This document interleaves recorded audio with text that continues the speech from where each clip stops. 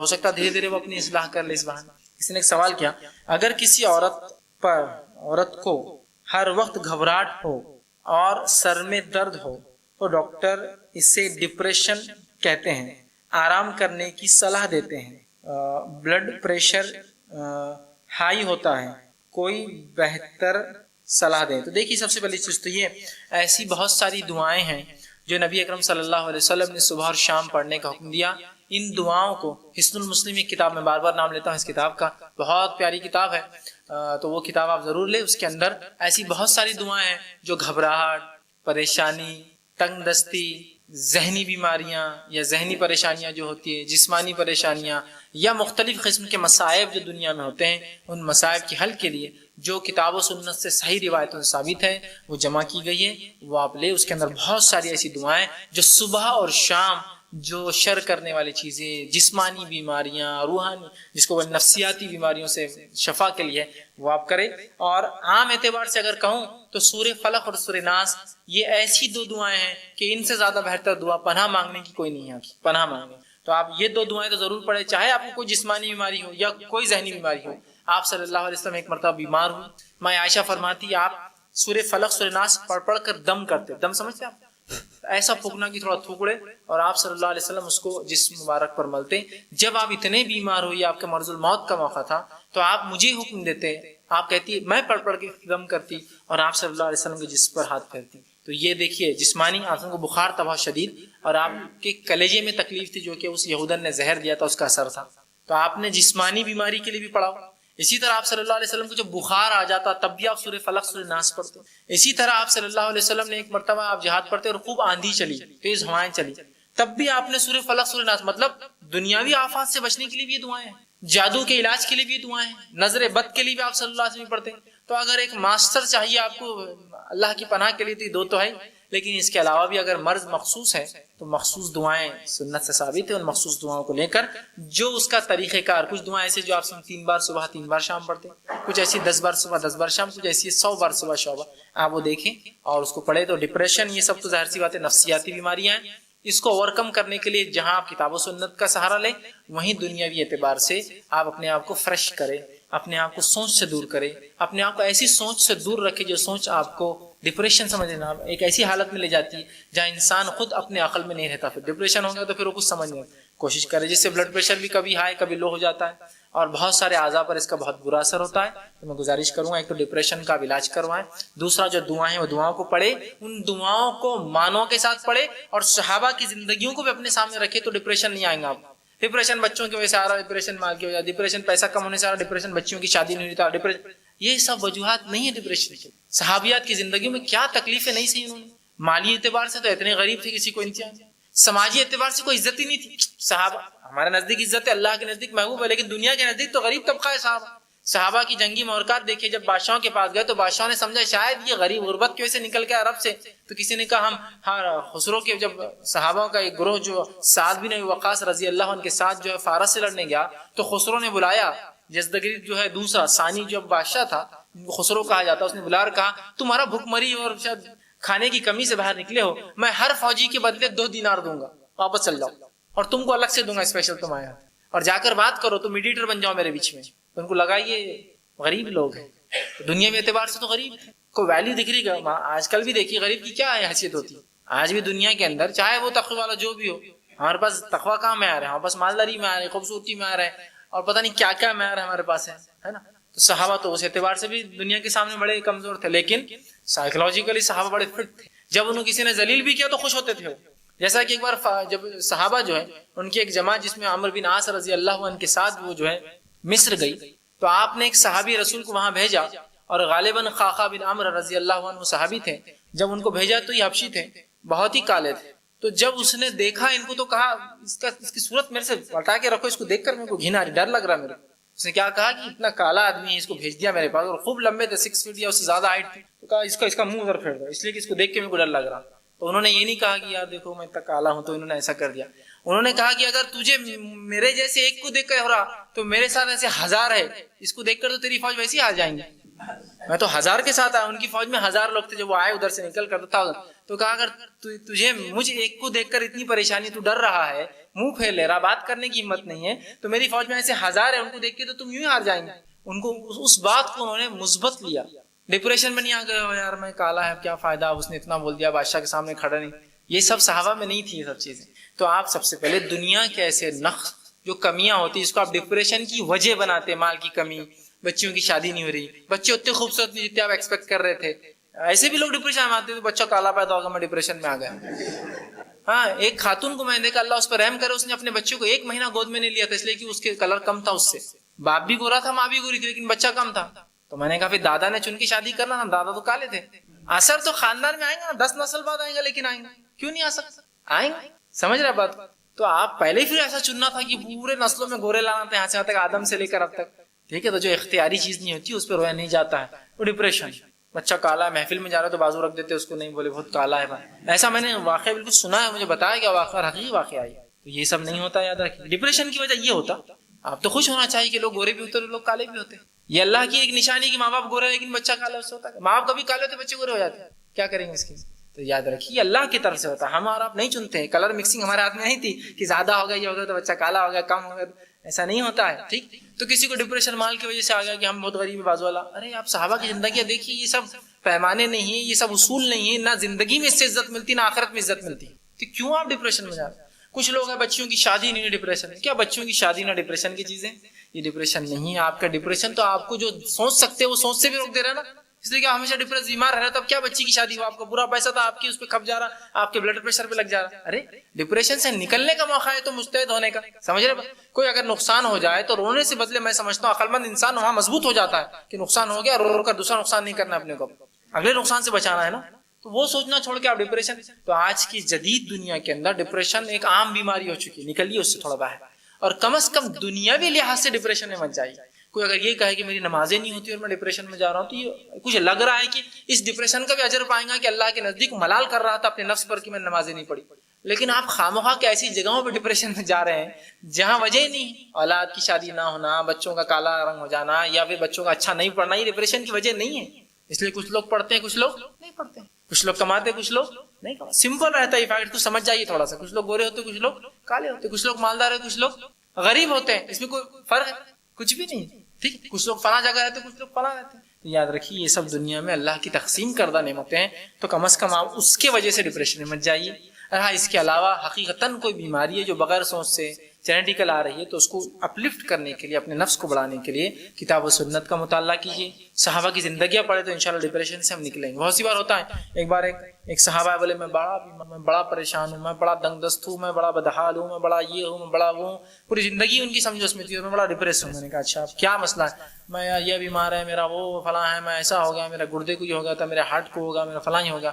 میں نے کہا پھر بھی آپ چل رہے, پھر بھی آپ یہاں تک آئے, اتنا سب فیلئر کے بعد بھی آپ چل رہے, پھر یہاں تک آئے. تو کہا, تو میں نے کہا ہمارے ایک دوست تھے, ان کو ذرا گھاٹی لے جا کے تھوڑا لا لو, ایک راؤنڈ لے کے لا لو تھوڑا سا. ان کو ڈپریشن آ رہا کہ ان کو اتنا سب ہے, لیکن پھر بھی چل رہے, اس نعمت پہ شکر نہیں کر رہے کہ اتنے کے باوجود میں چل رہا ہوں. کوئی کہا میری گاڑی کو ٹائر نہیں ہے, ہیڈ لائٹ نہیں ہے, پھر بھی گاڑی چل رہی, تو میں بڑی نعمت ہے, چل رہی پھر بھی گاڑی. میں نے کہا انہیں وہاں لے جاؤ جن کی گاڑیاں بند ہو گئی.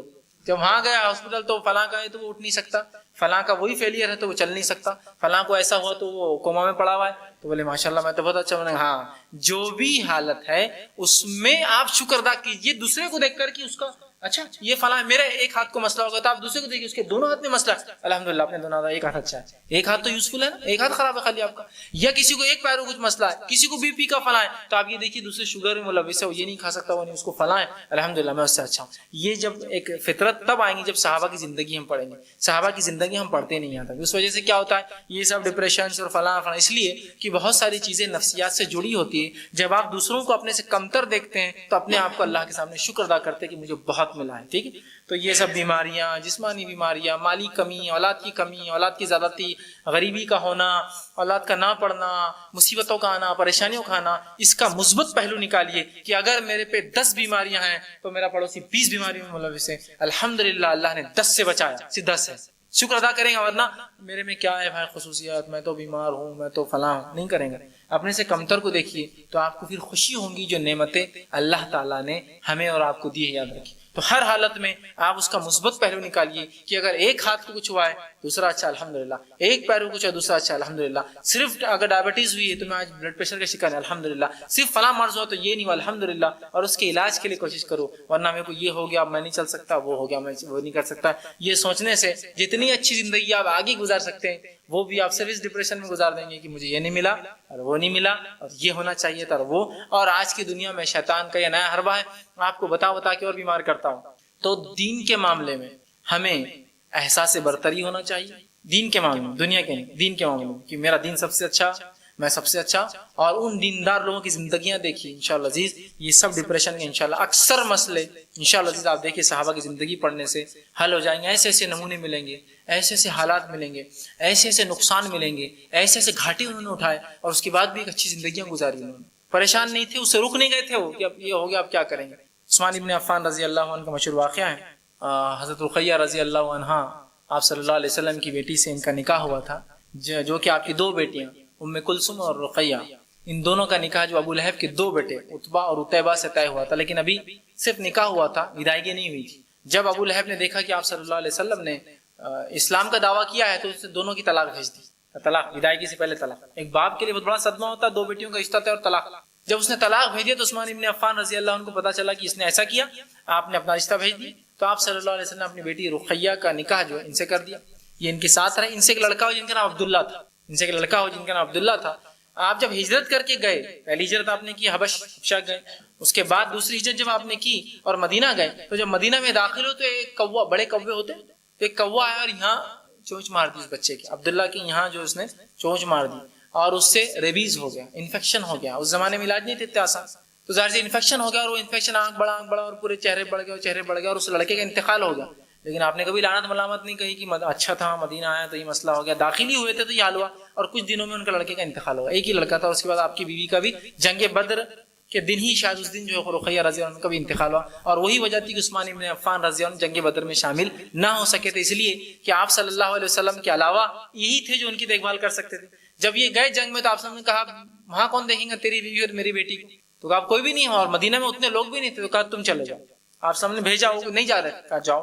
جب آپ تدفین کر کے آئے تو ایک خاصد آیا اور کہا کہ ہم جیت گئے، 70 لوگ پکڑے گئے اور اتنے بڑے بڑے سردار جو قریش کے مارے گئے۔ اور جب واپس آئے تو آپ صلی اللہ علیہ وسلم نے جنگ کے اندر مال غنیمت کا ایک حصہ بھی عثمان رضی اللہ عنہ کو دیا، اس لیے کہ آپ جنگ میں آئے تھے، لیکن آپ صلی اللہ علیہ وسلم نے ہی ایک ڈیوٹی دے کر ان کو جنگ سے باہر کر دیا۔ تو لیکن ڈپریشن میں نہیں گئے کہ میرا بچہ انتقال کر گیا، مدینہ آتے ہی 1 سال بھی نہیں ہوا تو میری بیوی بھی انتقال کر گئی، اور میں جنگ بدر میں بھی شامل نہیں ہو سکا اس وجہ سے۔ جنگ بدر میں جو صحابہ شامل تھے بڑا مقام ہے ان کا، یاد رکھیں، اور خلفاء راشدین میں صرف یہ واحد تھے جو جنگ بدر میں شامل نہیں ہوتے، تو بڑی خوف تھی ان کو کہ میں، لیکن یہ ڈپریس نہیں تھے، سمجھے، اگلا تھا ان کے لیے ٹارگیٹ۔ احد میں شامل تھے آپ، اور پوری اس کے بعد کی جنگوں میں ایک دم مستعد، تو بہرحال ڈپریشن میں مت جائیے، ڈپریشن میں جانے سے اگلی جو چیزیں آپ کر سکتے ہیں وہ چیزیں کرنے والی بھی آپ کے ہاتھ سے ضائع ہو جاتی ہے۔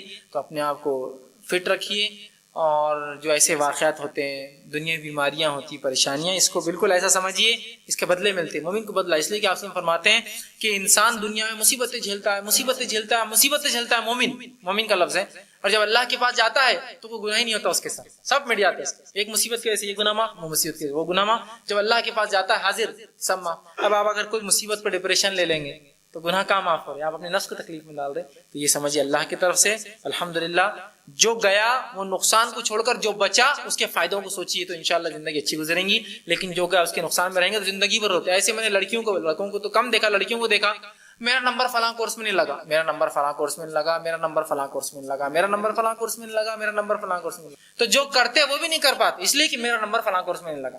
کہیں بھی گئے محفل میں بیٹھے وہ بچہ فلاں کرا، میرا نمبر بھی فلاں کورس میں لگا تھا، میں نہیں کر سکی، فلاں جگہ میرا فلاں ہو گیا، تو وہ جو کر رہی ہے وہ بھی برباد کرتی ہے، اس کے ماں باپ زندگی میں پریشان کی، اس کا کیوں نمبر نہیں لگا، لگ جانا چاہیے تھا، اللہ میں جو چاہے خرچ کرتا تھا، اس لیے ڈپریشن، میرا فلاں اس میں نمبر نہیں لگا، میں اتنا اچھا پڑھتی تھی، وہ اتنا، لڑکے بھی ہوتے لیکن لڑکے پھر بھی کہیں نہ کہیں جب دنیا میں آتے تو کچھ نہ کچھ ان کو مل جاتا، لڑکیاں نکلی گھر چلے گئی سیدھا، تو کوئی غم خار بھی نہیں ہے، کسی سے بات کرے، زیادہ سہیلیاں بھی ہوتی نہیں، پوری زندگی صرف اس ڈپریشن میں اگلی زندگی برباد کرتی ہے کہ وہ چیز نہیں ملی مجھے۔ ارے کیا ہے، کوئی تک ہے، یہ کوئی تک ہے، کوئی زندگی جینے کا طریقہ ہے؟ صحابہ ایسی زندگی جیتے تھے، صحابیات میں، اور جو لوگوں نے دنیا میں کارنامے انجام دیے ایسے لوگ تھے، ایسے بڑے کارنامے ایسے لوگوں نے بھی انجام دیے جو مومن نہیں تھے، مسلمان نہیں تھے، ایسے بھی کئی واقعات آپ سن سکتے ہیں. وہ بیچارہ بریل ہمارا جس نے نابینا کے لیے پڑھنے کی پوری اسکرپٹ بنائی، اندھا آدمی تھا، معلوم نہ پورا اس کا واقعہ، جو لوگ بہت سی اس کی چیزیں، وہ اندھا آدمی تھا.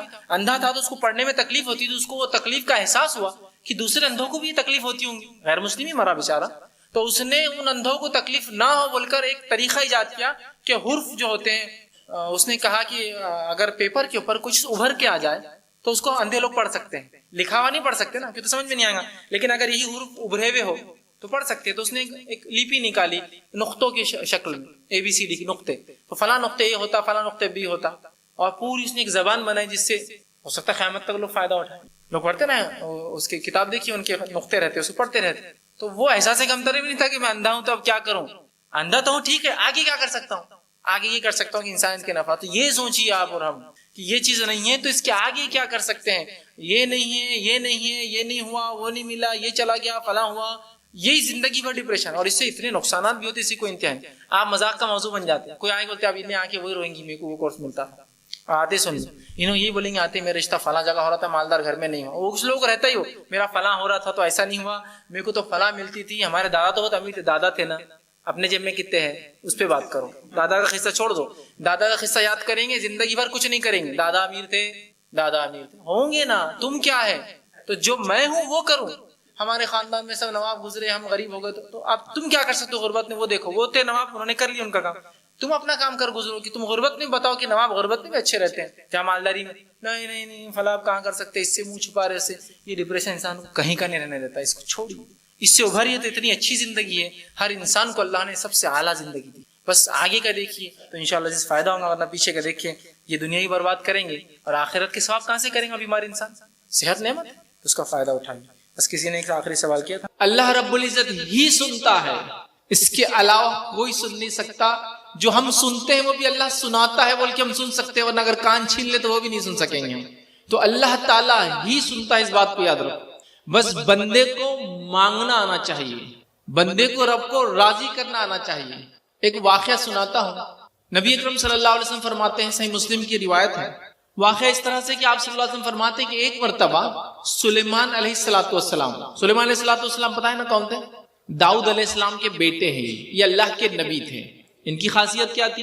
یہ جانوروں کی بھاشا سمجھتے تھے، باتیں سمجھتے تھے، اور ان کی جو ملکیت تھی، ان کی جو فوج تھی، اس میں سب قسم کے جانور، چرین پرند جس کو بولتے ہیں نا، مطلب جس کو بولتے ہیں پشو پکشی، سب ان کے اس میں تھے. ہواؤں کو یہ حکم دیتے تو ہوا ان کی بات مان لیتی، جنوں کو یہ حکم دیتے تو جن ان کے حکم سے کام کرتے. یہ وہ نبی تھے. تو بارش نہیں ہوئی تو سلیمان علیہ السلام چلے بارش مانگنے اللہ تعالیٰ سے. ایک نبی اللہ کا ہے، بارش نہیں ہو رہی ہے اور اللہ سے مانگنے وہ نکلا ہے. آپ سمجھ رہے کچھ اس میں کچھ بات سمجھ میں آ رہی کہ مانگنا اللہ سے. لیکن خیر یہ اصل پوائنٹ نہیں تھا میرا، میں آگے آ رہا ہوں کہ اللہ سے مانگنے کا جیسا حق ہے، مانگو وہ دینے والا ہے. لوگ کہتے ہیں اللہ دعائیں نہیں سنتا ہے، تو وہ نکلے. جب بارش کے لیے نماز استسقاء بولتے ہیں اس کو، بارش کی دعا، وہ نکلے اور جانے لگے. تو راستے میں اپنے فوج سے کہا، لوگوں سے کہا کہ چلو واپس جانا ہے، اب ہم کو دعا نہیں کرنی ہے. تو لوگوں نے کہا اللہ کے نبی سلیمان، بارش کے لیے ہم دعا مانگنے نکلے تھے اور آپ کہہ رہے ہیں کہ اب دعا مانگنے کی ضرورت نہیں، واپس جانا ہے. انہوں نے کہا واپس جانا ہے اس لیے کہ جب ہم راستے سے گزر رہے تھے تو ایک چونٹی جو الٹا پیٹ کے بل لیٹی تھی، اس نے اپنے پیر آسمان کی طرف کیے. اللہ رب العزت نے بارش کی دعا کی، اللہ نے اس کی دعا سن لی ہے، لہٰذا ہم کو دعا کی ضرورت نہیں، واپس جانا ہے. تو اللہ تعالیٰ تو جانوروں کی بھی سنتا ہے، اس نے چونٹی کی دعا سنی. تو سوچو مسلمانوں، اگر تم یہ کہو گے اللہ ہماری نہیں سنتا تو پھر کس کی سنتا ہے اللہ تعالیٰ؟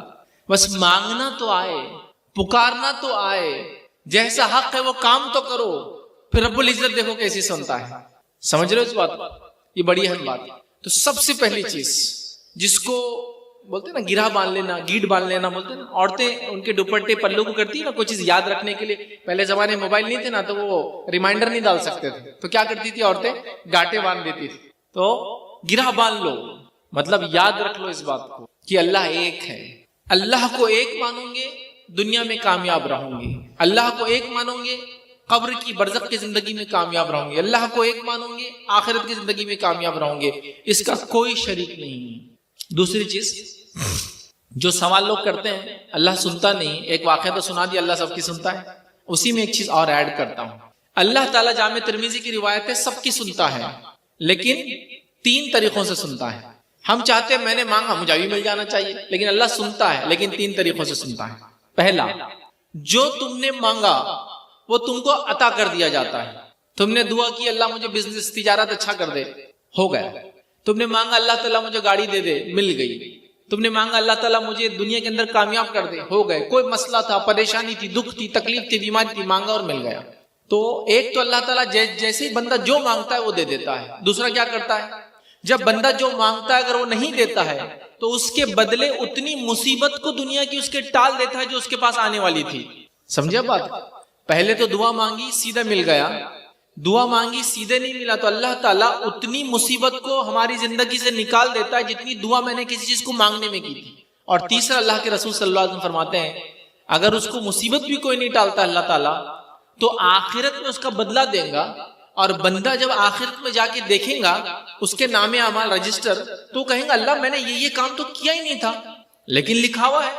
تو اللہ تعالیٰ فرمائیں گا یہ وہ تیری دعائیں تھی جو تم اس سے مانگتا تھا، میں نے قبول نہیں کی، آج اس کا بدلہ تجھے دے رہا ہوں. بندہ کہیں گا اس بات کو سن کے اللہ کاش تو دنیا میں میری ایک بھی دعا نہ سنتا، اس لیے کہ جو بدلہ اس کو آخرت میں ملے گا اتنا بڑا ہوگا کہ وہ کہیں گا اللہ کاش تو دنیا میں میری ایک بھی دعا نہ سنتا. سمجھ رہے بات کو؟ تو لہٰذا بہت سارے لوگ توحید کے خلاف کام کرتے ہیں. کیوں کرتے ہیں؟ اللہ سن نہیں رہا ہماری، میری دعائیں قبول نہیں ہو رہی، میری غریبی نہیں ہٹ رہی، میری مصیبت نہیں ہٹ رہی، میری پریشانی نہیں ہٹی، میرا بزنس نہیں چلا، میرا بچہ پاس نہیں ہوا، ہے نا سب مانگتے، میری منت پوری نہیں ہوئی، میری مراد پوری نہیں ہوئی.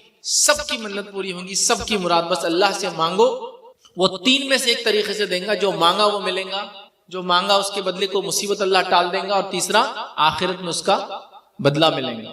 تو میں نصیحت کروں گا آپ کو جو سب سے پہلے تھی، اللہ کو ایک جانو، ایک مانو، اسی سے مانگو، وہی دینے والا ہے، وہی لینے والا ہے. اس چیز کو میں امید کرتا ہوں آپ سمجھے ہوں گے. تو یہ میری پہلی نصیحت تھی. خواتین سے بھی گزارش کروں گا اپنے ننھے منھے بچوں کو جو تربیت دے کے بڑا کرتی ہے نا تو ان کو توحید سمجھائے، ایک اللہ سے محبت سکھائے، ایک اللہ کیا ہوتا ہے وہ سمجھائے. تو ماؤں سے گزارش کروں گا آپ کا دینی علم سیکھنا بہت زیادہ ضروری ہے، چونکہ آپ کے گود سے لڑکے اور لڑکیاں دونوں پیدا ہوتے ہیں. اور اگر ماں توحید پر رہی، اس نے توحید کا درس دیا، اس نے اس کو توحید سمجھائی، تو انشاءاللہ عزیز یہ بچہ جب بڑا ہوگا تو ایک اللہ کو مانتے ہوئے بڑا ہوگا، اسی طریقے پہ چلیں گا. اور انشاءاللہ عزیز جس کا خاتمہ توحید پر ہوا وہ آخرت میں کامیاب رہیں گا. یاد رکھیے چاہے زندگی کیسی گزری ہو لیکن خاتمہ توحید پر. چونکہ بہت سارے لوگ ہوتے ہیں جن تک یہ بات پہنچتی نہیں کبھی. بہت سارے لوگ دوسرے مذاہب میں ہوتے ہیں، ان کو پتہ بھی نہیں ہوتا ہے. تو پیدا کیسے بھی ہو ایک الگ بات ہے، مرے اس چیز پر کہ وہ ایک اللہ کو مانتا ہو. تو گزارش کروں گا خواتین سے، عورتوں سے جو میری بات کو سن رہی ہیں، آپ کا بہت اہم رول اور کردار ہے. اب آپ کو وہ رول ادا کرنے کا ٹائم آ چکا ہے. تو پہلی چیز توحید. آئیے توحید کے بعد میں دوسری چیز کی جو نصیحت آپ کو کروں گا آج وہ ہوں گی، مسلمانوں نماز قائم کرو، مسلمانوں نماز قائم کرو، مسلمانوں نماز کو قائم کرنے والے بن جاؤ. اب آپ کہیں گے نماز تو کر ہی رہے نا، کتنے وقت ایک دن میں نماز ہم پر فرض ہے؟ کچھ نوجوان ہمارے، کچھ لوگ 2 ٹائم پڑھ رہے ہیں، کچھ لوگ 3 ٹائم پڑھ رہے ہیں، کچھ لوگ جمعہ کو جمعہ پڑھ رہے ہیں، کچھ لوگ جب دل بولا پڑھ رہے ہیں، کچھ لوگ مصیبت آ گئی تو پڑھ رہے ہیں، باقی دنوں میں نہیں پڑھ رہے. کہ مسجد میں کبھی کوئی آ گیا تو مسجد والے پوچھتے گھر میں سب اچھے تو ہے نا، کوئی بیمار تو نہیں ہوا، دھندا پانی اچھا تو چل رہا ہے نا، کیوں تو تم مسجد میں آ گئے تو کچھ مصیبت ہوں گی بول کے، ورنہ تم مسجد میں آتے نہیں ہو کبھی. ایگزام تو نہیں چل رہے ہیں، ہاں پریکشا تو نہیں ہے تمہاری، تو مصیبت کے ٹائم پہ پڑھ رہے ہیں. کچھ لوگوں کا حال یہ کہ عید کو عید پڑھ رہے ہیں، ایسے لوگ بھی دیکھیں آپ نے، عید کو عید پڑھ رہے ہیں، ہے نا. اور کچھ لوگوں کا حال یہ کسی کا انتقال ہوگا تو جنازے کی نماز ہی پڑھتے ہو، باقی فرض نماز تو پڑھتے ہی نہیں کبھی. تہجد کی بات، ہم پر ہر روز میں کتنی نمازیں فرض ہیں؟ 5 نمازیں، ہے نا. اب کون سی ہو 5 نمازیں؟ ہر مسجد کے اندر آپ جاتے چارٹ لگا ہوا رہتا ہوتا ہے نا، چارٹ کبھی کبھار اسے گلدستہ رہتا، اسے 5 پھول رہتے، ہر پھول میں نام لکھا ہوتا نماز کا، یا پھر وہ گھڑی کے اس میں رہتا. تو 5 نمازیں ہم کو ہر روز میں فرض ہے. یہ فرض نمازوں کے علاوہ بھی بہت ساری نمازیں جو اللہ کے رسول صلی اللہ علیہ وسلم پڑھتے تھے جس کو سنت کہتے ہیں. کبھی فرض سے پہلے پڑھتے، کبھی فرض کے بعد پڑھتے، کبھی پڑھتے کبھی نہیں پڑھتے. جو فرض سے پہلے اور بعد میں ہمیشہ پڑھتے اس کو سنت موقعہ بولتے، جو کبھی پڑھتے اور کبھی نہیں پڑھتے اس کو سنت بولتے ہیں، اور باقی نفل بولتے ہیں نمازوں کو. یاد رکھیے تو اللہ کے رسول صلی اللہ علیہ وسلم یہ پڑھتے تھے. اس کے علاوہ اللہ کے رسول صلی اللہ علیہ وسلم اور بھی نمازیں ہم کو سکھا کرتے ہیں. چاشت کی، اشراق کی، اوابین کی، سورج گرہن کی، چاند گرہن کی، اس کے بعد نماز استسقاء بارش نہیں ہونے کی، اور صلاۃ الحاجہ کسی جس کو کہیں گے اپنے منت مرادیں پوری کرانے کے لیے، حاجت پوری کرنے کے لیے دعا کرنا ہے، توبہ کے لیے نماز پڑھنا ہے۔ حدیث میں تو آتا ہے کہ آندھی طوفان بھی چلتی تو اللہ کے رسول صلی اللہ علیہ وسلم مسجد میں چلے جاتے نماز پڑھتے ہیں، بہت نمازیں پڑھتے ہیں۔ ہمیں کیا ہو گیا؟ ہم کیوں 5 وقتہ نمازی نہیں بن رہے؟ ہم کیوں 5 ٹائمز جو ہے پریئر نہیں کر رہے، نماز نہیں پڑھ رہے ہیں؟ میں یہ نہیں کہہ رہا ہوں کہ آپ لوگ نہیں پڑھتے، میں ایک عام بات کر رہا ہوں، چونکہ اب آپ کا محلہ ہے، اب رمضان کو کتنے دن باقی ہیں؟ ایک 6 دن باقی ہے۔ اب آپ کے محلے میں جتنی مسجد ہے، مجھے معلوم کوئی پڑھنے والی نہیں رمضان میں، تو پتا چلا اتنے لوگ تو ہے کہ نماز ہر بار مسجد فل ہونا چاہیے، لیکن رمضان کے بعد اور رمضان سے پہلے کیا ہوتا ہے آپ سب کو معلوم ہے، مسجد میں کوئی آتا ہی نہیں، 1 صف 2 صف 3 صف بھرتی ہے، جمعے کے دن پوری مسجد بھرتی ہے، رمضان میں پورے رمضان مسجد بھری ہے، مطلب آبادی تو بہت ہے، پاپولیشن تو بہت ہے، نماز کتنے لوگ پڑھ رہے ہیں؟ مجھے بتاؤ ایک بات، اگر تمہارا پڑوسی تم پر کوئی چیز تم کو دے کر احسان کرے تو کیا احسان مانتے ہو نہیں مانتے ہو؟ تمہارا چچا، تمہارا رشتہ دار کوئی تم کو پیسہ وغیرہ دے، مصیبت میں مدد کرے، بیمار ہو تو کچھ دے، تو تم اس کا احسان مانتے ہو نہیں مانتے ہو؟ مانتے ہو نا؟ تو میرا سوال ہے، میرا پرشن ہے آپ سے، میرا سوال ہے کہ اللہ تعالیٰ جو صبح سے شام تک احسان پر احسان کرتے چلا جا رہا ہے، اتنی نعمتوں پر نعمتیں دیتے چلا جا رہا ہے، تو پھر میں اور آپ نماز کیوں نہیں پڑھتے؟ یہ ہمارے فائدے کے لیے ہے، اللہ کا حکم ہے لیکن فائدہ ہمارا ہی ہے اس کے اندر، کیوں نہیں کرتے ہیں پھر ہم؟ جب پڑوسی کے احسان کی وجہ سے اس کی عزت کرتے، اس کا احترام کرتے، اس کے بارے میں بولتے ہیں لوگوں کو، تو پھر اللہ تعالیٰ نے اتنے احسانات کی کیوں نماز میں نہیں کھڑے ہوتے اس کے سامنے؟ تو نماز قائم کرو، ہر روز میں 5 وقت نماز پڑھنا ہے۔ اگر نماز نہیں پڑھتے ہو یا نہیں پڑھ رہے ہو 5 وقت، تو یاد رکھو دوسرے کوئی اعمال قبول نہیں ہونے والے، پھر کوئی اعمال قبول نہیں ہونے والے۔ حدیث کے الفاظ ہے جو فجر کی نماز پڑھتا ہے وہ اللہ کی امان میں آ جاتا ہے، امان سمجھتے آپ؟ اس کے پروٹیکشن میں آ جاتا ہے، اس کی حفاظت میں آ جاتا ہے، اس کے انڈر میں آ جاتا ہے، اس کی سیکیورٹی میں آ جاتا ہے، فجر کی جو پڑھتا ہے۔ اب فجر جو نہیں پڑھتا ہے تو وہ امان سے نکل گیا اللہ تعالیٰ کی، اب وہ شیطان کی طرف چلے جائے یا کہاں جاتا ہے وہ جائے۔ ظہر کی نماز کی اہمیت بتاتے ہوئے نبی اکرم صلی اللہ علیہ وسلم فرمایا کہ اگر ظہر کی نماز کا اجر اگر تم کو پتہ چل جائے، اس کا ثواب تم کو پتہ چل جائے، تو اگر تم کو چلنا نہ بھی آئے، چلنا پیروں سے نہ بھی آئے، تو تم اپنے آپ کو کولوں کے بل پہ رگڑتے ہوئے، ہوتا ہے کمر پہ بیٹھ کے دیکھا کسی آدمی کو تو پیر آگے کرتا پھر کمر سے آگے کھینچتا اپنے آپ، دیکھا جس کو چلنا نہیں آتا کیسا چلتا ہو پیٹھ سے، تو تم کو اگر پتہ چل جائے کہ ظہر کی نماز کا اجر کیا ہے، تو تم اپنے کولوں کے مطلب بیک سائڈ کا جو حصہ اس کو گھستے ہوئے رگڑتے ہوئے مسجد کی طرف آؤں گے، اتنا اجر ہے اس کا۔ عصر کی نماز کے بارے میں فرمایا اگر تم کو یہ بتا دیا جائے کہ عصر کی نماز چھوڑنے کا گناہ کیا ہے، عصر کی نماز چھوڑنے سے آخرت میں کیا عذاب ملنے والا ہے، تو اس کا ایک نماز چھوڑنے کا اتنا صدمہ ملے گا انسان کو عصر کی روز قیامت، جب اس کو پتا اتنا صدمہ ہوگا جیسے اس کے پورے رشتہ دار مر گئے اور پورا مال و دولت لٹ گیا۔ اگر آپ کو کوئی خبر دے کہ پورے رشتہ دار تمہاری دنیا میں جتنے سب مر گئے آج اور پورا پیسہ لٹ گیا تمہارا، تو کتنا افسوس ہوگا نا؟ تو اتنا افسوس ہوگا کہ ایک انسان کو جو صرف عصر کی نماز چھوڑتا تھا ایک وقت کی، سمجھ رہے ہیں بات؟ عشاء کے بارے میں اور فجر کے بارے میں آپ فرماتے جو اس کو نہیں پڑھتا وہ منافق ہے۔ منافق معلوم کون ہے؟ یہ منافق وہ لوگ ہیں جو سب سے گھٹیا لوگ ہیں انسانیت میں اور جہنم میں سب سے نیچے جلنے والے ہیں، یہ کافروں سے بھی نیچے ہوں گے۔ تو منافق فجر اور عشاء نہیں پڑھتا ہے۔ اب دیکھو اپنا حال، ہم لوگ نماز کا کیا معاملہ ہے؟ میں نے تو لوگوں کو یہاں تک دیکھا، آپ کے بارے میں بالکل نہیں کہہ رہا ہوں، لوگوں کو دیکھا میں نے ایسا کہ لوگ اجتماع میں آ رہے ہیں، اللہ رحم کرے بغیر نماز پڑھے کے آ رہے ہیں، اجتماع سے جا رہے ہیں تب بھی نماز نصیب نہیں ہو رہی۔ تو کیا فائدہ ویسے اجتماعات کا اور ایسے پروگرامز کا جو ہم کو دیندار نہ بنائے، نماز کا عادی نہ بنائے۔ عورتوں سے گزارش کروں گا پھر میں، جو سن رہی میری بات، مائیں اور بہنیں، بیٹیاں اس امت کی، آپ کو سب سے پہلے نمازی بننا ہے۔ آپ بولیں گے کیوں؟ مردوں کو تو نہیں بول رہے آپ، ہم کو کیوں بول رہے ہیں؟ مردوں کو تو بننا ہی ہے، سب کو بننا ہے، آپ کو کیوں کہہ رہا وہ سمجھو میری بات۔ گھر میں ایک چھوٹا سا بچہ ہے، ایک 5-6 مہینے کا، جو صرف ابھی چلنا بھی نہیں آیا، اس کو رینگتا ہے، رینگنے والا بچہ سمجھتے نا، ہاتھ پیر سے رینگتا ہے۔ جب اس کی ماں اس کے بازو نماز پڑھتی ہے تو وہ بھی کچھ تو بھی کرنے لگ جاتا۔ کیا کرتا ہے دیکھیں آپ نے؟ سجدے کرتا، سجدے میں کلاٹیاں مارتا، رکوع کرنے کی کوشش کرتا اور گر جاتا، دیکھا کہ نہیں دیکھا آپ نے؟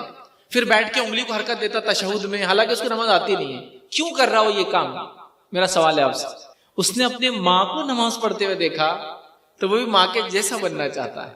تو سمجھ لو ایک ماں نمازی ہے تو اس کے بچے نمازی بچپن سے، اور ماں بے نمازی ہے تو اس کو اس بچوں کے بے نمازی ہونے کا بھی گناہ ملے گا، چونکہ اس نے نہیں پڑھتی بلکہ انہوں نے سیکھے نہیں. دیکھا نہیں دیکھا بچے ایسے کرتے ہیں نا، چھوٹے بچے تھے کہ جو آپ کرتے ہیں وہ کاپی کرتے ہیں. باپ نماز پڑھا تو نماز، لیکن کبھی کبھار باپ باہر ہوتا ہے، کمائی کے لیے جاتا ہے یا دن بھر باہر رہتا ہے تو اس کی ظہر اثر مغرب باہر ہو جاتی ہے، کبھی کبھار عشاء اور فجر ساتھ ہوتی ہے. اور چھوٹا بچہ ہے تو فجر میں ساتھ نہیں چلتا ایک دم، ہے نا. عشاء وغیرہ کبھی ہوئی تو مسجد میں ہوگی تو وہ بھی نہیں دیکھتا ہے. لیکن ماں کو جب وہ دیکھتا ہے بچپن سے کہ ماں نماز پڑھتی ہے تو وہ بھی نمازی بائی ڈیفالٹ، اس کو بولتے ہیں نا بچپن سے نمازی بن جاتا ہے.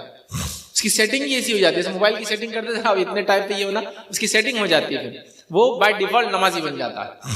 تو گزارش کروں گا اپنی ماؤں سے، اب طے کر لو کہ نماز تو نہیں چھوٹیں گی، باقی کچھ بھی ہو جائے نماز نہیں چھوٹیں گی. شادی بیاہ کے لیے نماز نہیں چھوٹیں گی، سفر کے لیے نماز نہیں چھوٹیں گی، بیماری کے لیے نماز نہیں چھوٹیں گی، خاموخواہ نماز نہیں چھوٹیں گی. ہم نمازی بنیں گے اور اپنی نسلوں کو نمازی بنائیں گے. ٹھیک ہے، ابھی بات ختم نہیں ہوئی، لیکن یہ تو تھا آپ لوگوں کو نصیحت، مرد اور عورتوں کو. اب مسجد کے ذمہ داروں کو بھی نصیحت کروں گا کچھ نہ کچھ، چونکہ نماز مسجد میں پڑھنا ہے نا، ان کو بھی نصیحت کروں گا. کیا کروں گا؟ حدیث میں الفاظ ہے جب بچہ 7 سال کا ہو تو مسجد لے کر آؤ، اور 10 سال کا اور مسجد نہ آئے تو اس کو مارو.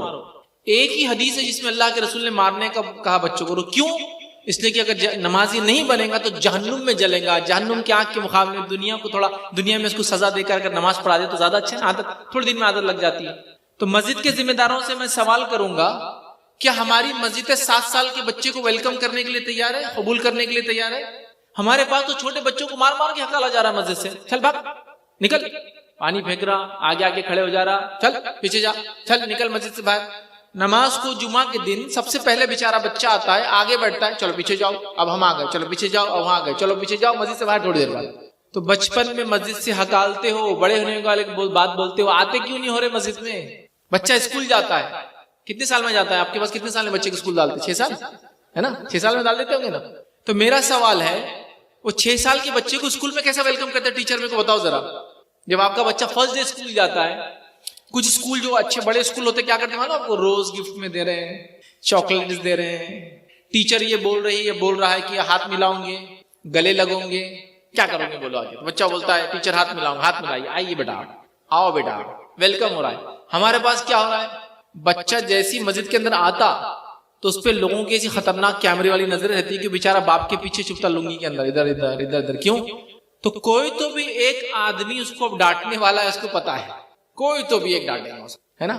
اچھا باپ کے ساتھ ہے تو شاید نہیں ڈانٹے گا وہ، لیکن اگر اکیلے آ جائے کسی دن اور آ کے وضو کر رہا ہے، خاموشی سے آیا، چپل بازو رکھا، وضو کر رہا ہے، وضو مت کر، نکل یہاں سے. اس کو معلوم اس کو وضو بھی نہیں کرنے دیں گے، جا کر نماز پڑھ رہا ہے خاموشی کے ساتھ. تو بڑا آدمی اس کے سامنے جا رہا ہے، ارے بھائی اس کے نمازی اس کے سامنے سے کیسے جا رہے؟ بچہ تو ہے. یاد رکھو، ہو سکتا ہے میری اور آپ کی نماز قبول نہ ہو رہی ہوگی، لیکن وہ بہت دل سے پڑھ رہا ہے، اللہ کو یاد کر رہا ہے، اس کو کسی کو بتانا نہیں کچھ بھی، وہ خالص اللہ کے لیے آیا مسجد کے اندر. تم بولو اس کی نماز قبول نہیں ہوتی ہوگی؟ کیا مسجد میں طہارت خانے ان کے حساب سے بنے؟ 7 سال کے لے کے جانا، حدیث میں لے کے جاؤ.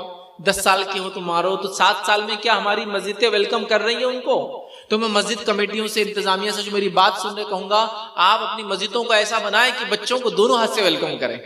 آؤ بچوں، نماز کے لیے آؤ، مسجد میں آؤ. نبی اکرم صلی اللہ علیہ وسلم تو اپنے ننھے منھے نواسوں کو مسجد میں لاتے تھے. حضرت حسن اور حسین اتنے چھوٹے تھے کہ 2-3 سال کے، ایسا عمر میں تو ایک دوسرے سے عمر زیادہ فرق نہیں تھا ان کے، لیکن ایسے 2-3 سال یا 4 سال کے تھے. نبی اکرم صلی اللہ علیہ وسلم گود میں آتے تھے اور گود میں نماز میں آتے تھے، اور کبھی اللہ کے رسول صلی اللہ علیہ وسلم سجدہ کرتے تو ان کی گردن پہ بیٹھ جاتے پیر ڈال کر. ایک بار آپ جو ہے نماز کے لیے آئے اور اپنی نواسی اماموں کو ساتھ لائے، اپنی نواسی کو، اور آپ نے گود میں رکھ کے اس کو نماز پڑھا. بچوں کو آپ مسجد لاتے تھے. ایک بار کا مشہور واقعہ، اگر آپ کو کہ آپ نے نہیں سنا ہوگا تو آج سن لیں، یا پھر سنا ہوگا تو ایک اور ریپیٹیشن. ایک بار نبی اکرم صلی اللہ علیہ وسلم نماز میں سجدہ کر رہے تھے، اور اتنی دیر تک سجدہ کیا کہ ایک صحابی جو پیچھے نماز پڑھ رہے تھے، سجدے کے اندر سے گردن اٹھا لی انہوں نے. کیا ہو گیا مسئلہ؟ اتنی دیر سے سجدہ. دیکھا تو آپ کے نواسے گردن پہ بیٹھے ہوئے، اٹھ ہی نہیں رہے. بچوں کو کیا ہماری مسجد ویلکم کر رہی ہے؟ اگر بچے نے غلطی سے آ کے مسجد میں تھوڑی سی آواز بھی کر دی نا، تو اس کو جو پڑتی ہے پھر کیا بولیں گے اس کو آپ؟ چٹ پھڑ ڈھپ دھوپ، نکل یہاں سے، ہڑ ہڑ، مسجد سے باہر بھاگ، چپل سے مارو، اس کو لکڑی سے مارو. اور ایک آدمی کو بٹھا دیتے، بچے آئے نا ایسا گھورو ان کو کہ اندر گھسنا ہی نہیں انہوں نے مسجد میں. پھر ہم بولے بچے نکڑوں پہ کیوں بیٹھتے پسند کرتے، چائے کی دکانوں پہ کیوں بیٹھتے، میلے ٹھیلوں میں کیوں جاتے، مسجد کیوں نہیں آتے؟ آپ نے تو ہکال دیا ان کو بچپن میں مسجد سے. ویلکم کرو نا ان کو, آنے دو مسجد. نبی اکرم صلی اللہ علیہ وسلم کا زمانہ, ایک صحابی فرماتے ہیں میں چھوٹا تھا. کتنے چھوٹے تھے میں آخر میں بولوں گا آپ کو, کتنے چھوٹے تھے. میں چھوٹا تھا, اپنے والد کے ساتھ مسجد نبوی آتا. ان کا گھر گاؤں میں تھا تھوڑا سا, مطلب 2-3 کلومیٹر سمجھ لیجیے دور. پہلے ایسی تھا نا مسجد, مطلب مدینہ وہ چھوٹا شہر تھا, آس پاس اس کے گاؤں تھے چھوٹے چھوٹے. تو میں اپنے والد کے ساتھ گاؤں سے مسجد نبوی آتا. مسجد نبوی میں آنے کے بعد جو ہے نبی اکرم صلی اللہ علیہ وسلم کے پیچھے میرے والد اور میں نماز پڑھتے. پھر وہاں سے ہم دونوں مل کے اپنے گاؤں جاتے, اور وہ نماز جو نبی اکرم صلی اللہ علیہ وسلم کے پیچھے ہم نے پڑھی تھی, اپنے گاؤں میں جا کے ویسی نماز میں لوگوں کو پڑھاتا. مطلب کیا ہوا, وہ اپنے گاؤں سے نکلتے, رسول اللہ صلی اللہ علیہ وسلم کے ساتھ نماز پڑھتے, پھر جیسی نماز وہاں سیکھتے, اپنے گاؤں میں آ کے یہ جو چھوٹے صحابی تھے وہ پڑھاتے. وہ ان کے والد نہیں پڑھاتے, انہوں پڑھاتے. کسی نے سوال کیا کتنی عمر تھی تمہاری جب تم نماز پڑھاتے تھے؟ جو قصہ کب کا ہے یہ بڑے ہونے کی بات بول رہے ہو. کتنی عمر تھی تمہاری؟ اس امام کی کتنی عمر تھی جو اللہ کے رسول صلی اللہ علیہ وسلم کے پیچھے نماز پڑھتا بچہ, پھر جا کے اپنے محلے میں امامت کرتا؟ اس بچے کی, اس امام کی عمر کتنی تھی بتاؤ, کسی کو بتایا واقعہ؟ ان کی عمر تھی, وہ کہتے ہیں میں 7 یا 8 سال کا تھا. کتنے تھے؟ میں 7 یا 8 سال کا تھا جب میں نماز پڑھایا کرتا تھا. مسجد نبی میں دیکھتا اللہ کے رسول جیسی پڑھتا آ کر اپنی قوم کو پڑھاتا. سمجھ رہے بات کو؟ امام ہے یہ امام. بچوں کو بڑا کرو, جلدی احترام کرو ان کا, بلاؤ ان کو مسجد میں, ویلکم کرو ان کو, استقبال کرو ان کا مسجد میں, تاکہ ان کو احساس ہو کہ وہ بڑے ہو رہے ہیں, ان کو کچھ کرنا ہے سماج میں جا کر. یہ نہیں کہ بچہ ہے بول کے 12-15 سال 20 سال کا اگر بچہ ہی ہو آپ کے. اور کچھ لوگ ایسے خطرناک ہوتے کبھی کبھار مسجدوں میں جو آتے ہیں. میں نے ایک بار دیکھا, میں نماز کے لیے کھڑا, ایک بچہ بازو آ گیا. اب بچہ کیا بڑا تھا, لیکن اب بچہ مطلب میرے سے چھوٹا سمجھ لیجیے. تو بولے اس کو پیچھے کرو, اقامت ہو رہی ہے. اقامت کیا؟ بولے امام صاحب سٹاپ, رک جاؤ, ایک پیچھے جا. تو امام صاحب نے پلٹ کے بولے حضرت وہ جو شخص تھے وہ بالغ ہیں. کیا بولے؟ وہ بالغ ہیں. تو کیا کرے معلوم, وہ جو حضرت جو پیچھے کر رہے تھے اس کو بولے ادھر. بچہ آیا, بولے منہ کھول, اور منہ کھول کے اس کے داڑھا چیک کرے پیچھے کی. میں نے جانوروں کی عمر پتا کرتے ہوئے دیکھا منہ کھول کے, دانتوں سے جانوروں کی عمر پتا چلتی, انسانوں کی بھی نکالے انہوں نے. نہیں بولے اس کو پیچھے کی داڑھ نہیں, چل بھاگ جا, تو نہیں بولے بالغ والی. کیا تماشا ہے. تو آپ کو خواتین کو گزارش کروں گا ہم نمازی بنے. مسجد کمیٹی کے ذمہ داروں کو کہوں گا مسجدوں کو کھول دے, ویلکم کرے لوگوں کو, نمازیوں کے سہولت کے اعتبار سے بناتے. ابھی کبھی کبھار تو مسجد میں نماز پڑھنا بھی لوگوں نے مشکل کر دیا. کیوں مشکل کر دیا معلوم آپ کو؟ مسجد میں بولے ہم نے قالین ڈال دیے, قالین. پھر قالین کو بچانے کے لیے اس پہ ایک وائٹ چادر ڈال دیے, وائٹ چادر کو بچانے لال چادر ڈال دیے. پھر کو وضو کر کے بولتے پانی نہیں لانا, چپل نہیں لانا, پیر نہیں رکھنا, بچے نے نہیں آنا, یہ نہیں گرنا, وہ نہیں گرنا. ارے نماز پڑھنا ہے یا قالین کو سنوارنے اور سنبھالنے کے لیے آئے مسجد کے اندر؟ کئی کو ایسی مسجدیں بنا رہے ہو جس کے اندر نماز بھی نہیں پڑھ سکتے تم سیدھے سے جا کر. فرشی اچھی, پھر اس سے اچھے تو وہاں نیچے جاؤ, صفائی کرو, نماز پڑھ لو. تو ہم نے بڑا کمپلیکیشن کر دیا. تو نصیحت کروں گا نمازی بنو, نمازی بنو. روزہ, زکوٰۃ, حج کر رہے ہیں لوگ, چونکہ وہ سال میں ایک بار ہو رہا, زندگی میں ایک بار ہو رہا ہے نا. نماز روز پڑھنا ہے. کتنے وقت؟ 5 وقت. اب تہیہ کرو, انشاءاللہ عزیز ہم نمازی بن جائیں گے. اب فجر آنے والی, چونکہ اب عشاء کا تو چلا گیا معاملہ, اب فجر آنے والی ہے. اب شروع کر دیں یہاں سے, اور ایسا سلسلہ. کسی زندہ انسان کو آپ نے کبھی یہ پوچھا تیری سانس چلتی ہے کہ نہیں چلتی ہے؟ زندہ ہے تو سانس لیتا ہے. تو کسی مسلمان کو پوچھنے کی ضرورت نہیں پڑنا چاہیے وہ نمازی ہے یا نہیں ہے. مسلمان ہے تو نماز پڑھتا ہوں. چونکہ اللہ کے رسول صلی اللہ علیہ وسلم کے زمانے میں تو منافق بھی نماز کو نہیں چھوڑتے تھے, وہ بھی آگے پڑھتے تھے, چونکہ ان کو بھی معلوم تھا اگر نماز نہیں پڑھیں گے تو صحابہ کو پورا یقین ہو جائے گا کہ یہ منافق ہے. تو وہ بھی آگے چپ چپ کی نماز پڑھتے, لیکن پڑھتے, چونکہ ان کو معلوم تھا نماز چھوڑ دیں گے ہم کو منافق مسلمان سمجھ جائیں گے. تو کتنی افسوس کی بات ہے, میں اور آپ تو مسلمان کر رہے اپنے آپ کو اور نماز نہیں پڑھ رہے. تو انشاءاللہ عزیز اب طے کر لیں, نمازی بن جائیں گے. اپنے آپ سے وعدہ کیجئے, اپنے رب سے وعدہ کیجئے, ارادہ کیجئے, پکا ارادہ کیجئے, عورتیں بھی, مرد بھی, بچے بھی, ہم نمازی بنیں گے. اپنے آپ کو نمازی بنائیں گے, اپنے بچوں کو نمازی بنائیں گے, اپنے پڑوسیوں کو نمازی بنائیں گے, اپنے آنے والی نسلوں کو نمازی بنائیں گے. کریں گے نا انشاءاللہ. انشاءاللہ. آئیے آگے بڑھتے ہیں. تیسری نصیحت آپ کو کروں گا وہ یہ ہے, قرآن سے پکا اور سچا رشتہ بناؤ. قرآن سے پکا اور سچا رشتہ بناؤ. آپ بولیں گے قرآن سے تو رشتہ سب کا ہے نا, پکا بھی ہے سچا بھی ہے. یہ خالی بولنے والا پکا سچا نہیں. جیسا میں ایگزامپل, ادھارن دیتا ہوں آپ کو, مثال دیتا ہوں.